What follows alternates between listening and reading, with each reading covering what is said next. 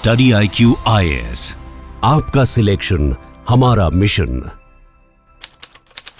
7 नवंबर 1950 तिब्बत पर चीन के कब्जे के महीने भर बाद और सरदार पटेल के निधन से 1 महीने पहले। डियर जवाहरलाल, चीन ने हमें पीसफुल एटीट्यूड दिखाकर धोखा दिया है। कई सेंचुरीज बाद भारत के सामने ऐसी सिचुएशन आई है कि भारत को एक साथ 2 फ्रंट्स पर टैकल करना पड़ रहा है। मेरा कैलकुलेशन कहता है कि अब हमें पाकिस्तान के साथ नॉर्थ और नॉर्थ ईस्ट इंडिया में चाइना की एक्टिविटीज पर नजर रखना होगा और जरूरत पड़े तो स्ट्रॉन्ग डिफेंसिव स्टेप्स भी लेने चाहिए। साथ ही इस मसले पर हमें जल्द ही एक कैबिनेट मीटिंग और इमीडिएट डिसीजंस लेने की जरूरत है।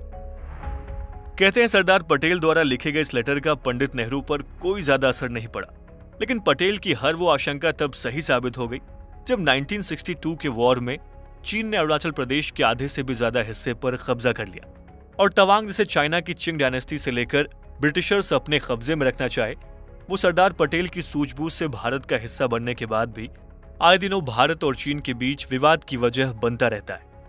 स्वागत है आप सभी का स्टडी IQ में।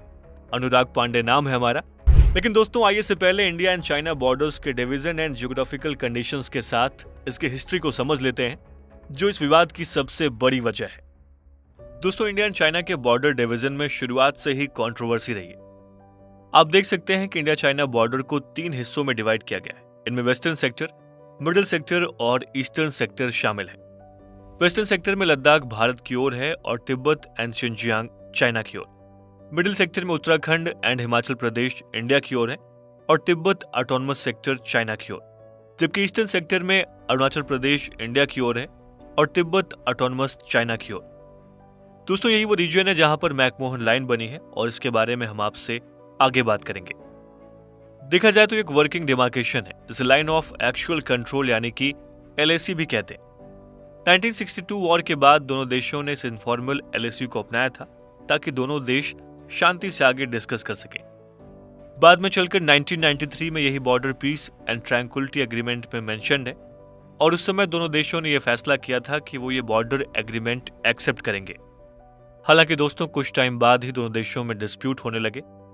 भारत के मुताबिक जहां इस बॉर्डर की लेंथ 3488 किलोमीटर है, तो वहीं चाइना के मुताबिक ये लेंथ बस 2000 किलोमीटर से बस थोड़ी ज्यादा है।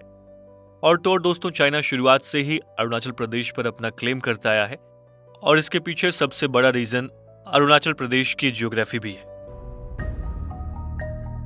दोस्तों, अरुणाचल प्रदेश पर अपना क्लेम करने के पीछे चाइना की एक स्ट्रेटजी है। दरअसल ये टोटल एरिया 83,743 स्क्वायर किलोमीटर तक में फैला हुआ है। इसी के साथ अरुणाचल प्रदेश पूरे नॉर्थ ईस्ट रीजन का सबसे बड़ा स्टेट है।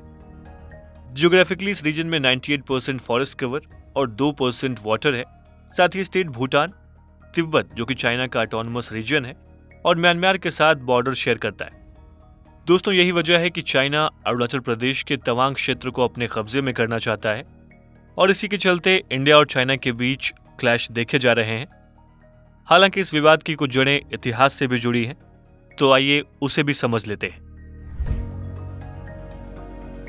दोस्तों, कहानी की शुरुआत होती है 1826 में, जब ब्रिटिशर्स ने एंग्लो बर्मीज वॉर के थ्रू असम को अपने कब्जे में कर लिया था। उस समय असम के अंतर्गत अरुणाचल प्रदेश का भी कुछ हिस्सा आता था। इसी के साथ ब्रिटिशर्स ने अरुणाचल की लोहित वैली में टी प्लांटेशन करना शुरू कर दिया था और देखा जाए तो उस समय तक ये एरिया ना तो तिब्बत के कंट्रोल में था और ना ही चाइना के। इसी के साथ ब्रिटिशर्स की नजर तिब्बत रीजन पर पड़ी। उन्होंने ये कहा कि वो उस रीजन पर अपना एक पासेज बनाना चाहते हैं ताकि वो चाइना के साथ ट्रेडिंग कर सके। लेकिन दोस्तों, तिब्बत ने इसके लिए मना कर दिया।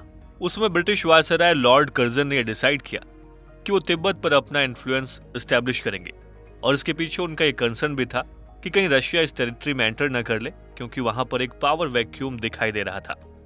दोस्तों, इसीलिए कर्जन ने 1903 में सर फ्रांसिस यंग हस्बैंड को एक मिलिट्री एक्सपेडिशन के साथ तिब्बत भेजा और 1904 के अंत तक आते आते सर फ्रांसिस यंग हस्बैंड ने तिब्बत पर अपनी एस्टैब्लिशमेंट हासिल कर ली। देखा जाए तो उस समय चाइना में चिंग डायनेस्टी का राज हुआ करता था और उसी वक्त से चिंग डायनेस्टी तिब्बत की सरकारों पर और एस्टैब्लिशमेंट पर अपना हक मानती थी। दोस्तों, उनका हमेशा से ही मानना था कि तिब्बत उनकी कंट्री और कल्चर का एक अमूल्य हिस्सा है। लेकिन ब्रिटिशर्स नहीं चाहते थे कि तिब्बत पे चाइना का रूल हो और इसीलिए वो तिब्बत के साथ अपने रिलेशंस को सिर्फ डिप्लोमेटिक और ट्रेडिंग तक ही सीमित रखते हैं। दोस्तों, इसका एक रीजन ये भी था कि तिब्बत भी अपनी कंट्री में फॉरेन इन्फ्लुएंस को ज्यादा महत्व नहीं देना चाहता था और तिब्बत के इस फैसले को ब्रिटिशर्स ने एक्सेप्ट भी किया।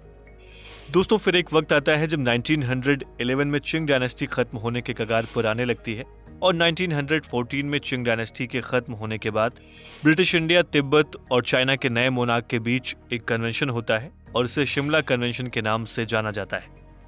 दोस्तों, इस कन्वेंशन में डिसाइड किया गया था कि तिब्बत को 2 पार्ट में डिवाइड किया जाएगा, जिनमें आउटर और इनर तिब्बत का पार्ट शामिल था और जो लाइन ये डिवीजन करती उसे मैकमोहन लाइन कहा गया और ये नाम ब्रिटिश इंडिया के foreign secretary sir Henry McMahon के नाम पर पड़ा था।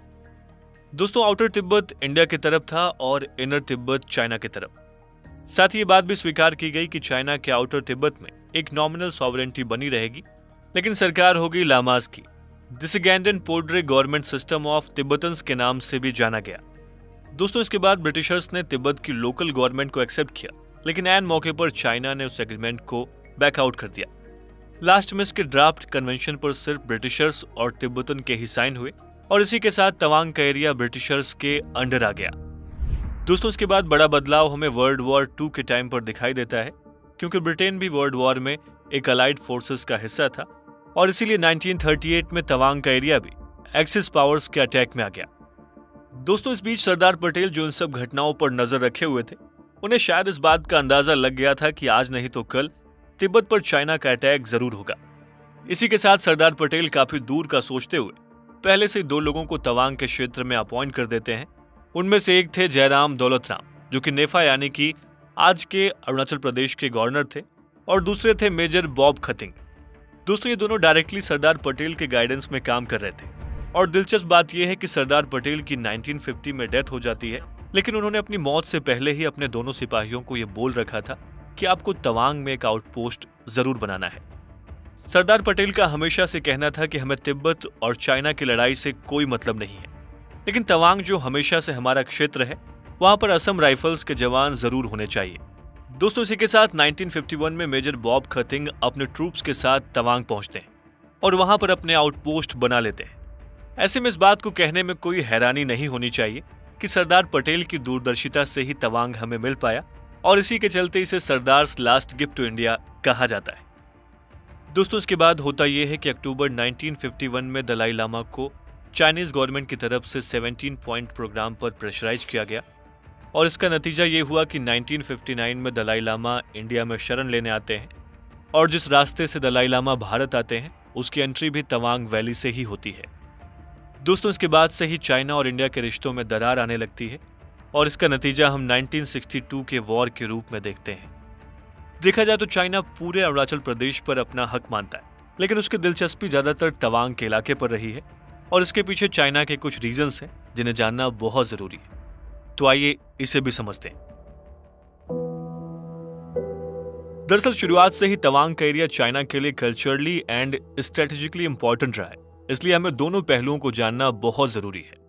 आइए सबसे पहले कल्चरल इंपॉर्टेंस को समझ लेते हैं।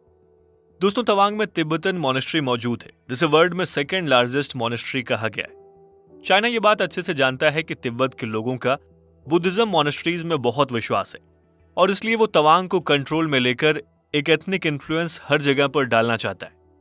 दोस्तों, इसके अलावा तवांग की पॉपुलेशन में मेनली मोनपा ट्राइब के लोग शामिल हैं, जो एक अलग एथनिक आइडेंटिटी के साथ तिब्बतन बुद्धिज्म के फॉलोअर्स हैं और चाइना की नजर में ये ट्राइब तिब्बतन रेजिस्टेंस का एग्जाम्पल सेट कर सकता है और इसीलिए चाइना इस ट्राइब को अपने कंट्रोल में लाना चाहता है।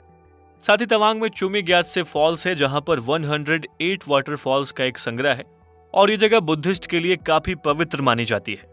दोस्तों, इन सब के अलावा तवांग का इलाका हाईली रिच नेचुरल रिसोर्सेज से भरपूर है, जैसे कि टिम्बर, मिनरल्स और हाइड्रो इलेक्ट्रिक पावर।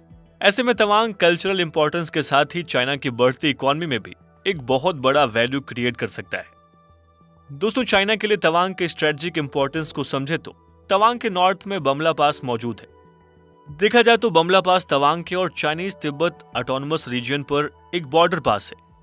ये वही पास है जिसकी मदद से 1962 में चाइनीज सोल्जर्स ने इंडिया पर अटैक किया था। दोस्तों, इसके अलावा चाइना यह भी जानता है कि अगर इंडिया के साथ उसका युद्ध शुरू हो जाता है तो भारतीय सेना का चाइना तक पहुंचने का सबसे ज्यादा शॉर्ट रास्ता अरुणाचल प्रदेश से ही होता हुआ नजर आता है और इसीलिए चाइना बड़ी मजबूती के साथ अरुणाचल पर अपना क्लेम कर रहा है। दोस्तों, एक और बड़ी वजह यह भी है कि अगर चाइना तवांग पर हमला करता है, ऐसे में वो सिलीगुड़ी कॉरिडोर तक बहुत ही आसानी से पहुंच सकता है। और देखा जाए तो सिलीगुड़ी कॉरिडोर इकलौता ऐसा रास्ता है जो बाकी इंडियन स्टेट्स को नॉर्थ ईस्टर्न साइड से जोड़ता है। इन सब के अलावा तवांग की लोकेशन चाइना को एक ट्राई जंक्शन बॉर्डर का एक्सेस भी देती है, जो कि भूटान, इंडिया और चाइना के बीच में है। और दोस्तों, इस ट्राई जंक्शन की मदद से चाइना अपने ट्रेड और मिलिट्री मूवमेंट्स को बड़ी ही आसानी से बढ़ा सकता है। साथ ही साथ ये भी कहा जाता है कि तवांग ब्रह्मपुत्र रिवर रीजन के काफी नजदीक है और ये रिवर चाइना और बाकी कंट्रीज के लिए काफी ज्यादा इंपॉर्टेंट है। दोस्तों, ये तो रहे चाइना के प्रेजेंट रीजन्स, लेकिन आइए अब ये देख लेते हैं कि इसका असर भारत पर कैसे पड़ रहा है। दोस्तों, 19 अक्टूबर 1962 को चाइनीज सोल्जर्स ने बमला पास की मदद से तवांग के एरिया को अपने कब्जे में कर लिया था। भारतीय सेना वॉर के लिए तैयार नहीं थी और इसका खामियाजा हमें देश के जवानों की जानों के रूप में भुगतना पड़ा। दोस्तों, न्यूज रिपोर्ट्स बताती हैं कि 1962 के वॉर में 800 से भी ज्यादा भारतीय सिपाही मारे गए और हजारों की संख्या में चाइनीज सोल्जर्स भी मारे गए। दोस्तों, 1962 वॉर के दौरान कुछ टाइम के लिए जरूर तवांग चाइना के कब्जे में आ गया था, लेकिन चाइना ने खुद वॉलंटरीली अपनी फोर्सेस को विथड्रू कर लिया। दोस्तों, मिलिट्री के साथ चाइना ने साल दर साल साइकोलॉजिकली भी इंडिया के साथ खेला है। दरअसल साल 2007 में अरुणाचल प्रदेश के चीफ मिनिस्टर को यह कहकर वीजा नहीं दिया जाता है कि अरुणाचल प्रदेश तो चाइना का ही पार्ट है, ऐसे में भला अपने नागरिकों को वीजा क्यों दिया जाए। और दोस्तों, इस घटना के बाद दोनों देशों के बीच तनाव काफी बढ़ गया था। इसके अलावा साल 2009 में इंडिया के प्राइम मिनिस्टर मनमोहन सिंह जब अरुणाचल प्रदेश की विजिट पर आते हैं, तब चाइना इसका ऑब्जेक्शन करता है। वो कहता है कि हम इस विजिट को परमिशन नहीं देते। और दोस्तों, जवाब में इंडिया भी कहता है कि अरुणाचल प्रदेश इंडिया का ही हिस्सा है और हमें किसी की भी इजाजत की जरूरत नहीं है। दोस्तों, इसके बाद साल 2017 में दोनों देशों के बीच डोकलाम में एक स्टैंड ऑफ देखने को मिलता है, जो कि तवांग के काफी नजदीक है। दरअसल इंडियन ट्रूप्स को यह खबर मिलती है कि चाइनीज मिलिट्री डोकलाम की टेरिटरी पर रोड बना रही है और इसी को रोकने के लिए इंडियन ट्रूप्स अपने साथ बुलडोजर्स लेकर आते हैं और 73 डेज तक दोनों देशों के बीच स्टैंड ऑफ जारी रहता है। और दोस्तों, आखिरी बार दोनों देशों के बीच साल 2020 में एक घातक भिड़ंत देखने को मिलती है, जिसमें हमारे 20 जवान शहीद हो जाते हैं। दोस्तों, टाइम्स ऑफ इंडिया की नवंबर 2021 की रिपोर्ट में उन्होंने अरुणाचल प्रदेश के बॉर्डर के पास की एक सैटेलाइट इमेज डाली थी और उसमें साफ साफ दिखाई दे रहा है कि चाइना अरुणाचल प्रदेश के बॉर्डर के पास ढेर सारा डेवलपमेंट कर रहा है। ऐसे में दोस्तों, इंडिया को जल्द से जल्द इस मामले को सुलझाना चाहिए। और आइए अब ये समझ लेते हैं कि भारत तवांग को कैसे डिफेंड कर रहा है। दोस्तों, तवांग को प्रोटेक्ट करना इंडिया की टेरिटोरियल इंटीग्रिटी और सॉवरेंटी को मेंटेन करने के लिए काफी क्रूशियल है। जैसा कि हमने अब तक देखा है कि चीन कैसे और कितनी बार इस रीजन को अपने कब्जे में करने की कोशिश कर चुका है, जबकि भारत तवांग को हिस्टोरिकल एंड लीगल ग्राउंड्स पर डिफेंड कर रहा है। दोस्तों, भारत का ये मानना है कि एंशिएंट टाइम्स से ही अरुणाचल प्रदेश भारत का हिस्सा है और इसका कनेक्शन लोकल फोक टेल्स में लॉर्ड कृष्णा द्वारा रानी रुक्मिणी को अरुणाचल प्रदेश से रेस्क्यू किए जाने के रूप में देखा जा सकता है। द्वारका से भगवान श्री कृष्ण और हमारे अरुणाचल प्रदेश की रुक्मिणी, पूरब और पश्चिम को जोड़ने वाला ये रिश्ता है। मुझे और आपको जोड़ने वाला रिश्ता। दोस्तों, इसके अलावा भारत के स्वतंत्रता आंदोलन के दौरान तवांग और इस रीजन के कई फ्रीडम फाइटर्स ने ब्रिटिश आर्मी के खिलाफ युद्ध लड़ा। बाद में 1914 में ड्रॉ की गई इंडिया एंड तिब्बत के बॉर्डर को डिफाइन करने वाली मैकमोहन लाइन के बेस पर भी भारत तवांग को डिफेंड करता है। दोस्तों, देखा जाए तो आजादी के बाद 1960 के दशक में इंडियन गवर्नमेंट ने तवांग को देश के बाकी हिस्सों से जोड़ने वाली एक सड़क का निर्माण किया। इससे न सिर्फ तवांग की कनेक्टिविटी देश के बाकी हिस्सों से बेहतर हुई, बल्कि सैनिकों की आवाजाही और सप्लाईज को पहुंचाने में भी सुविधा हुई। साथ ही तवांग सहित इस रीजन में कई एयरपोर्ट्स, एयरबेसेस और ब्रिजेस बनाए गए। दोस्तों, इन सब के अलावा इंडियन गवर्नमेंट ने अपनी डिफेंस कैपेबिलिटीज को बढ़ाने के लिए तवांग में मिलिट्री बेसेस को भी स्टैब्लिश किए हैं। आज भारत तवांग में एडवांस्ड मिलिट्री इक्विपमेंट्स और वेपन सिस्टम्स को तैनात कर रहा है, जिसमें फाइटर जेट्स, हेलीकॉप्टर्स और मिसाइल सिस्टम शामिल हैं और ये सारे डिप्लॉयमेंट्स भारत की बढ़ती मिलिट्री प्रिपेयर्डनेस का हिस्सा हैं। दोस्तों, इंडिया इस रीजन में चाइना की एक्टिविटीज को मॉनिटर करने और किसी भी तरह की इंसर्जेंसीज को रोकने के लिए इंटेलिजेंस कैपेबिलिटीज को बढ़ा रहा है। इसमें रॉ एंड आईबी का रोल काफी इंपॉर्टेंट है, जो तवांग में ट्रेडिशनल तरीकों की बजाय अब मॉडर्न टेक्नोलॉजिकल टूल्स जैसे कि ड्रोन्स और सैटेलाइट इमेज के जरिए चाइनीज एक्टिविटीज को मॉनिटर कर रहा है। दोस्तों, इंडिया यहाँ लोकल इंडस्ट्रीज के डेवलपमेंट में इन्वेस्ट कर रहा है, जिसमें टूरिज्म और एग्रीकल्चर जैसे सेक्टर्स शामिल हैं, जो इस रीजन की इकोनॉमी को बूस्ट करने में काफी बेनिफिशियल होंगे। इसके अलावा इंडियन गवर्नमेंट यहाँ एजुकेशन और हेल्थ केयर फैसिलिटीज को और बेहतर कर रही है, ताकि यहाँ की लोकल पॉपुलेशन के साथ अपने रिलेशनशिप को और स्ट्रॉन्ग कर सके। साथ ही इंडियन गवर्नमेंट तवांग की यूनिक कल्चरल हेरिटेज, जिसमें तवांग मोनेस्ट्री मुख्य रूप से शामिल है, उसकी प्रोटेक्शन के लिए भी हेल्प कर रही है। इन सब के अलावा दोस्तों, भारत ने कई बार चीन के साथ इस डिस्प्यूट को पीसफुली सुलझाने के प्रयास किए हैं। हालांकि चीन के न मानने पर भारत तवांग को डिप्लोमेटिक चैनल्स के जरिए भी डिफेंड कर रहा है। देखा जाए तो इस रीजन में चाइना के एग्रेसिव टेरिटोरियल क्लेम्स को काउंटर करने के लिए भारत जापान, ऑस्ट्रेलिया और यूएस जैसी कंट्रीज से स्ट्रॉन्ग पार्टनरशिप एस्टैब्लिश कर रहा है। और इसी का नतीजा है कि तवांग पर भारत के दावे को इंटरनेशनल कम्युनिटी भी सपोर्ट करती है, जिसमें अमेरिका जैसा देश शामिल है, जो तवांग को भारत का पार्ट रिकॉग्नाइज करता है। दोस्तों, कुल मिलाकर हम ये कह सकते हैं कि तवांग को डिफेंड करने के मामले में भारत का अप्रोच मल्टीफैसेटेड है, जिसमें डिप्लोमेटिक एफर्ट से लेकर इंफ्रास्ट्रक्चर डेवलपमेंट, लोकल पॉपुलेशन की क्वालिटी ऑफ लाइफ को बेहतर करना और अन्य देशों के साथ स्ट्रेटेजिक पार्टनरशिप्स शामिल है। दोस्तों, एक बार पुणे यूनिवर्सिटी में एक स्पीच के दौरान हमारे army chief general Manoj Pande ने यह बताया था कि चाइना एक ग्लोबल सिक्योरिटी प्रोवाइडर की तरह एक्ट कर रहा है, ताकि वो यूएस को रिप्लेस कर सके। देखा जाए तो रशिया यूक्रेन वॉर के दौरान चाइना ने 12 पॉइंट पीस प्लान मॉस्को में जाकर सजेस्ट किया था, और रूस के प्रेसिडेंट ने भी चाइना के इस कदम को खूब सराहा था। दोस्तों, इससे हमें ये बात पता चलती है कि इंडिया को भी अपनी ग्लोबल प्रेजेंस बढ़ानी होगी और इंडिया को भी ग्लोबल पीस प्रोवाइडर का काम करना होगा, ताकि चाइना से अगले कॉन्फ्लिक्ट के दौरान फॉरेन पावर्स हमारे सपोर्ट में खड़ी हो। दोस्तों, उम्मीद है कि आपको ये वीडियो पसंद आई होगी और आप अपने विचार इस टॉपिक पर हमें इस वीडियो के कमेंट बॉक्स में जरूर लिखें। स्टडी IQ IAS, आपका सिलेक्शन हमारा मिशन।